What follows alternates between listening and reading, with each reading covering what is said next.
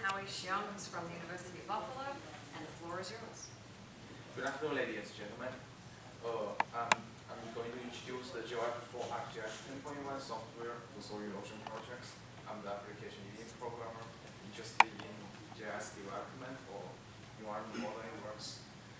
Our project leader is Dr. Chris Rachel. And here's software development. I use the waterfall method model as the development scenario.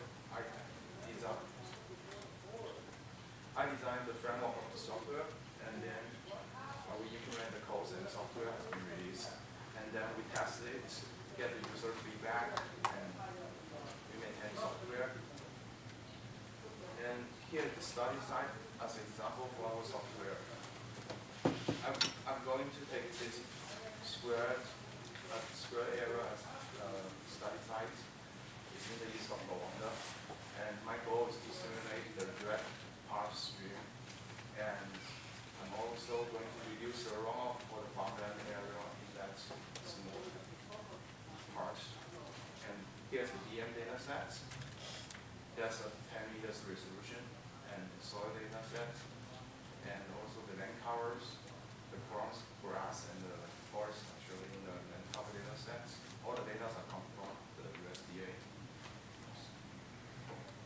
And here I developed extension for the GeoWEPP. You can customize the stream by select a single point where the channel will start. So here's when you use the automatic hydrology tools, you will have a lot of the redundant channels. When you look at the web stream, this was the survey stream that has true accurate data, and automatic does not delineate a correct one, like a lot of redundant here. And when you use the original GeoWEPP functions, delineating channels still have a lot of stuff, wrong channels in it. And when you customize the GeoWEPP, customize the stream, you will have most exactly as the survey stream. So basically, you can customize the stream as you want. This function is not in the ArcGIS, it's only in the GeoWEPP. And then I get the soils, get the subcatchments delineation. I select an outlet point for the watershed, and then get the subcatchment. And I locate the nearest timing station by using the prism in the GeoWEPP. And here I get the soil erosion by running the web, the GeoWEPP. And I will find that in here, the red pixels have soil erosion larger than 4 tons per hectare per year. So those red pixels are like highly soil eroded. However, in this map, these channels, so soil erosion in here are not predicted.